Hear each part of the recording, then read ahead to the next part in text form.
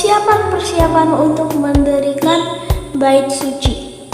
Salomo memerintahkan untuk mendirikan suatu rumah bagi nama Tuhan dan suatu istana kerajaan bagi dirinya sendiri. Dan Salomo mengerahkan 70.000 kuli, 80.000 tukang pahat di pegunungan, dan 3.600 mandur untuk mengawasi mereka itu. Lalu Salomo mengutus orang kepada Huram, raja negeri Tirus, dengan pesan, "Perbuatlah terhadap aku seperti yang kau perbuat terhadap ayahku Daud. Ketika engkau mengirim kayu aras kepadanya, sehingga ia dapat mendirikan baginya suatu istana untuk tinggal di situ. Ketahuilah, aku hendak mendirikan sebuah rumah bagi nama Tuhan Allahku, untuk menguduskannya bagi Dia, supaya di hadapannya dibakar ukapan dari wangi-wangian, tetap diatur roti sajian, dan dipersembahkan korban bakaran pada waktu pagi dan pada waktu petang, pada hari-hari Sabat dan bulan-bulan baru, dan pada perayaan-perayaan yang ditetapkan Tuhan Allah kami, sebab semuanya itu adalah kewajiban orang Israel untuk selama-lamanya. Dan rumah yang hendak kudirikan itu harus besar, sebab Allah kami lebih besar dari segala Allah. Tetapi siapa yang mampu mendirikan suatu rumah bagi Dia, sedangkan langit, bahkan langit yang mengatasi segala langit pun tidak dapat memuat Dia? Dan siapakah aku ini sehingga aku hendak mendirikan suatu rumah bagi Dia, kecuali sebagai tempat untuk membakar korban di hadapannya? Maka sekarang kirimlah kepadaku seorang yang ahli mengerjakan emas, perak, tembaga, besi, kain ungu muda, kain kirmizi, kain ungu tua, dan yang juga pandai membuat ukiran, untuk membantu para ahli yang ada padaku di Yehuda dan di Yerusalem, yang telah ditunjuk ayahku Daud. Kirim juga kepadaku kayu aras, sanobar, dan cendana dari gunung Libanon, sebab aku tahu bahwa hamba-hambamu pandai menebang pohon hamba-hambamu, untuk menyediakan bagiku sejumlah besar kayu, sebab rumah yang hendak kudirikan itu harus besar dan menakjubkan. Dan untuk tukang-tukang yang menebang pohon kuberikan gandum 20.000 kor, kedelai 20.000 kor, anggur 20.000 bat, dan minyak 20.000 bat, sebagai bahan makanan bagi hamba-hambamu itu. Dan Huram jaga negeri Tirus mengirim surat balasan kepada Salomo yang berbunyi, karena Tuhan mengasihi umat-Nya, Ia telah mengangkat engkau menjadi raja atas mereka. Lalu Huram melanjutkan, "Terpujilah Tuhan Allah orang Israel yang mendirikan langit dan bumi, karena Ia telah memberikan kepada Raja Daud seorang anak yang bijaksana, penuh akal budi dan pengertian, yang akan mendirikan suatu rumah bagi Tuhan dan suatu istana kerajaan bagi dirinya sendiri. Maka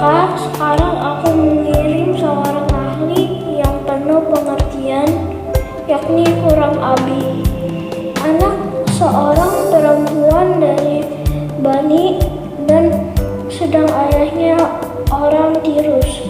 Ia pandai mengerjakan emas, perak, tembaga, besi, batu, kayu, kain ungu muda, kain ungu tua, benang halus, dan kain kirmizi, dan juga pandai membuat segala jenis ukiran dan segala jenis rancangan yang ditugaskan kepadanya.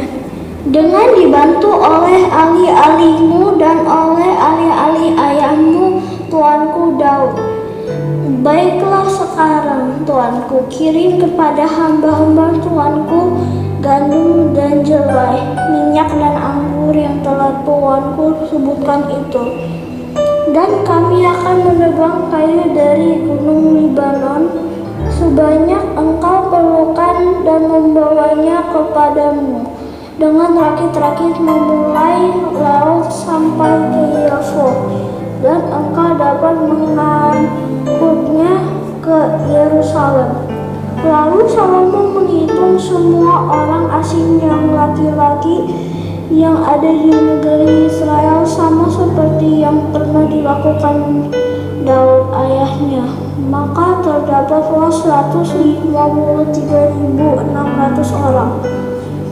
Dan dari antara mereka 70.000 orang dijadikannya kuli, 80.000 orang tukang pahat di pegunungan, dan 3.600 orang mandor yang harus menyuruh orang-orang itu bekerja. Dua Tawarik 3. Salomo mendirikan bait suci. Salomo mulai mendirikan rumah Tuhan di Yerusalem di Gunung Moria, di mana Tuhan menampakkan diri kepada Daud ayahnya di tempat yang ditetapkan Daud, yakni di tempat penyirikan ornan orang Yebus itu. Ia mulai mendirikan rumah itu dalam bulan yang kedua, pada tahun keempat pemerintahnya. Inilah ukuran dasar yang dipakai Salomo untuk mendirikan rumah Allah, panjangnya 60 hasta. Menurut ukuran hasta yang lama dan lebarnya 20 hasta. Lalu di sebelah depan ruang besar rumah itu panjangnya 20 hasta. Menurut lebar rumah itu dan tingginya 120 hasta.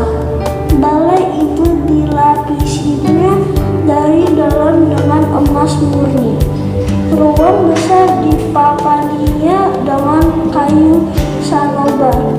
Kayu itu disabutnya dengan emas tua. Kemudian dipasangnya pohon korma dan untaian rantai di atasnya. Ruang itu dilapisinya juga dengan batu pertama yang mahal-mahal sebagai perhiasan, sedang emasnya emas parwain. Demikianlah ruang itu, balok-baloknya, ambang-ambangnya, dinding-dindingnya, dan pintu-pintunya disabutnya dengan emas, dan pada dindingnya diukirkannya keruh. Kemudian ia membuat ruang maha kudus, panjangnya 20 hasta. Menurut lebar rumah itu dan lebarnya 20 hasta juga.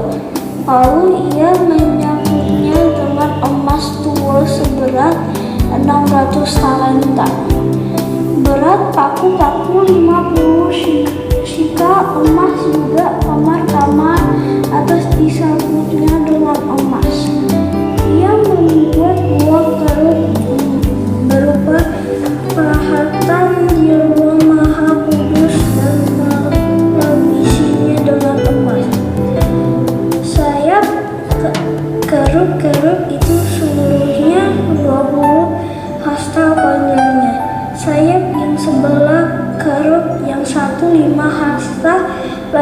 dan menyentuh dinding ruang, sedang sayapnya yang sebelah lagi juga 5 hasta panjangnya dan menyentuh sayap kerub lain.